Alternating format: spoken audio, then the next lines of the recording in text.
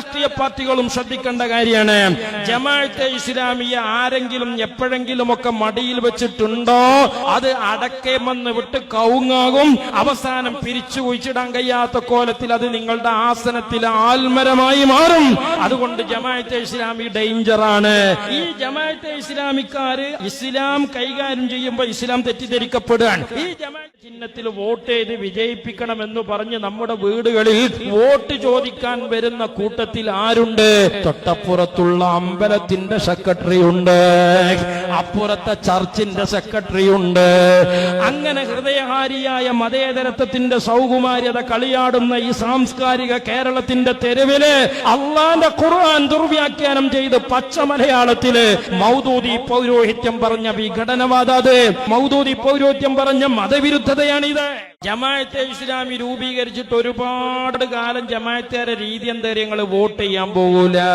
എന്താ വോട്ട് ചെയ്യാൻ പോകാത്തത്? ഇവിടെ ഇസ്ലാമിക ഗവൺമെന്റ് അല്ല ഭരിച്ചുകൊണ്ടിരിക്കുന്നത്.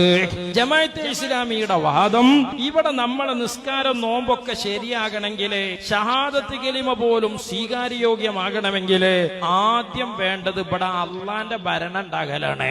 അള്ളാന്റെ ഭരണം എന്ന് പറഞ്ഞാൽ എന്താണ്? സോളിഡാരിറ്റിക്കാരന്റെ ഭരണം. അള്ളാന്റെ ഭരണം എന്ന് പറഞ്ഞാൽ എന്താ? വെൽഫെയർ പാർട്ടിന്റെ ഭരണം എത്തിയാൽ ഓക്കെ. ഏതെങ്കിലും ഒരു വാർഡില് വെൽഫെയർ പാർട്ടി എന്ന് പറയുന്ന ജമാഅത്തെ ഇസ്ലാമിയുടെ ഏടാകൂടത്തിന് ഒരു മെമ്പർ ഉണ്ടായാൽ അവിടെ തൽക്കാലം അള്ളാന്റെ ഭരണം. അല്ലാതെ പിന്നെ ജമാഅത്തേർക്ക് വോട്ട് ചെയ്യാൻ പറ്റൂലല്ലോ. ഇങ്ങനെ ജമാഅത്തെ ഇസ്ലാമിക്കാർ ഒരുപാട് കാലം വോട്ട് ചെയ്യാൻ മാറി നിന്നു എന്ന് മാത്രമല്ല, ആയത്തോതിയിട്ട് പച്ചക്കു പറയാണ് ഇസ്ലാമികമല്ലാത്ത ഭരണ വ്യവസ്ഥയെ സപ്പോർട്ട് ചെയ്യാൻ വേണ്ടിയിട്ട് ഒരിക്കലും നമ്മൾ വോട്ട് ചെയ്യാൻ പാടില്ല. ഇവിടെയുള്ള എല്ലാ രാഷ്ട്രീയ പാർട്ടികളും ശ്രദ്ധിക്കേണ്ട കാര്യമാണ്. ജമാഅത്തെ ഇസ്ലാമിയെ ആരെങ്കിലും എപ്പോഴെങ്കിലുമൊക്കെ മടിയിൽ വെച്ചിട്ടുണ്ടോ അത് അടക്കേമെന്ന് വിട്ട് കവുങ്ങാകും. അവസാനം പിരിച്ചു കുഴിച്ചിടാൻ കഴിയാത്ത കോലത്തിൽ അത് നിങ്ങളുടെ ആസനത്തിലെ ആൽമരമായി മാറും. അതുകൊണ്ട് ജമാഅത്തെ ഇസ്ലാമി ഡേഞ്ചറാണ്. ഈ ജമാഅത്തെ ഇസ്ലാമിക്കാര് ഇസ്ലാം കൈകാര്യം ചെയ്യുമ്പോൾ ഇസ്ലാം തെറ്റിദ്ധരിക്കപ്പെടുകയാണ്. ഈ ജമാഅത്തെ ഇസ്ലാമിക്കാര് ഇസ്ലാമിക ഭരണത്തെ കുറിച്ച് പറയുമ്പോൾ ഇസ്ലാമിക ഭരണം തെറ്റിദ്ധരിക്കപ്പെടുകയാണ്. ഇവർ മുസ്ലിം ഖലീഫമാരെ കുറിച്ച് പറയുമ്പോൾ ആ ഖലീഫമാര് തെറ്റിദ്ധരിപ്പിക്കപ്പെടുകയാണ്. ഇവർ ഇസ്ലാമിനെ വെറുതെ വിട്ടാൽ അതാണ് ഉമ്മത്തിനോട് അവർ ചെയ്യുന്ന ഏറ്റവും വലിയ ഉപകാരം. കാരണം പറയണേ, ആയിരക്കണക്കായ മനുഷ്യരുള്ള ഈ നാട്ടിലെ ഒരു പഞ്ചായത്ത് ഇലക്ഷൻ വരുമ്പോ നമ്മളെ നാട്ടിലെ സ്ഥിതി എന്താണ്? പള്ളിക്കല പ്രസിഡന്റായ അയമൂട്ടിയാജിനെ ഗ്രാമപഞ്ചായത്തിലേക്ക് ഇന്ന ചിഹ്നത്തിൽ വോട്ട് ചെയ്ത് വിജയിപ്പിക്കണമെന്ന് പറഞ്ഞ് നമ്മുടെ വീടുകളിൽ വോട്ട് ചോദിക്കാൻ വരുന്ന കൂട്ടത്തിൽ ആരുണ്ട്? തൊട്ടപ്പുറത്തുള്ള അമ്പലത്തിന്റെ സെക്രട്ടറി ഉണ്ട്, അപ്പുറത്തെ ചർച്ചിന്റെ സെക്രട്ടറി ഉണ്ട്.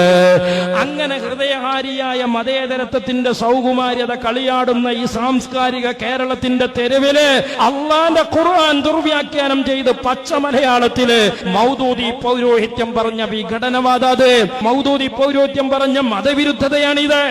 ചില കാര്യങ്ങളിൽ ഇസ്ലാമിക നേതൃത്വത്തെ അംഗീകരിക്കുകയും ബാക്കി ജീവിതത്തിന്റെ സുപ്രധാനമായ കാര്യങ്ങളിൽ, രാഷ്ട്രീയ ഭരണ മേഖലകളിൽ, സാമൂഹ്യ സാമ്പത്തിക സംസ്കാര രംഗങ്ങളിൽ അനിസ്ലാമികമായ ജാഹിലീയമായ നേതൃത്വത്തെ മുശ്രിക്കുകളുടെ, ദൈവനിഷേധികളുടെ, മതവിരുദ്ധരുടെ, അതുപോലെ തന്നെ ധിക്കാരികളുടെ, അഴിമതിക്കാരുടെ നേതൃത്വം അംഗീകരിക്കുകയും ചെയ്യുക എന്നത് ഒരു ഇസ്ലാമിക സമൂഹത്തിന് ചേർന്നതല്ല. അത് ഇസ്ലാമിക സമൂഹത്തിന് അന്യമാണ്, അചിന്യമാണ് എന്നർത്ഥം. മാത്രമല്ല,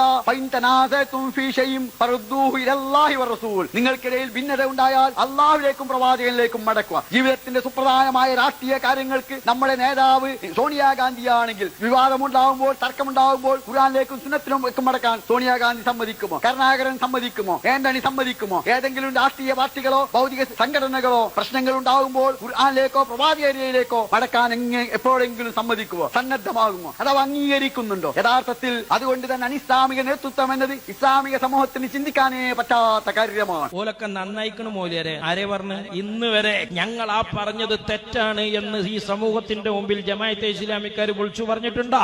ഉണ്ടോ? ഞങ്ങൾക്ക് അങ്ങനെ അമുസ്ലിമീങ്ങളുടെ കീഴിൽ രാഷ്ട്രീയ പ്രവർത്തനം നടത്താൻ പറ്റൂല എന്നുള്ള അഭിപ്രായമല്ല. അന്ന് ഞങ്ങൾ ആയത്തോതി പറഞ്ഞത് ശുദ്ധ അസംബന്ധമാണെന്ന് പറയാൻ ജമാഅത്തേര് തയ്യാറുണ്ടോ?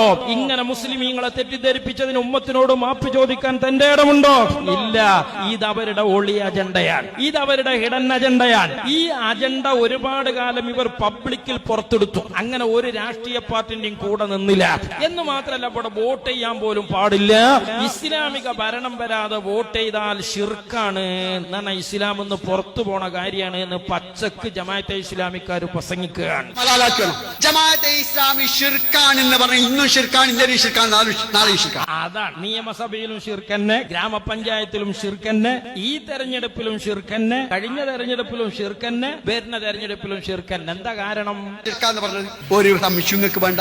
ഒരാൾ ദൈവേതര ഭരണവ്യവസ്ഥയ്ക്ക് കീഴിൽ കേട്ടോളൂ, ദൈവേതര ഭരണവ്യവസ്ഥയ്ക്ക് കീഴിൽ ദൈവേതര ഭരണവ്യവസ്ഥ നടത്തേണ്ടതിനായി തെരഞ്ഞെടുപ്പിൽ മത്സരിക്കുകയും അസംബ്ലിയിൽ പോവുകയും ചെയ്യുന്ന പക്ഷം അത് തൗഹീദിന് വിരുദ്ധവും അനനുവദനീയവുമാണ്.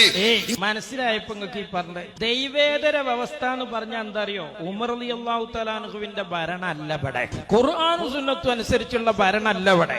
ഡോക്ടർ അംബേദ്കർ ഉണ്ടാക്കിയ ഭരണഘടനയും അതനുസരിച്ചുള്ള ജുഡീഷ്യറിയും ജനാധിപത്യ വ്യവസ്ഥയുമാണ് ഇവിടെ.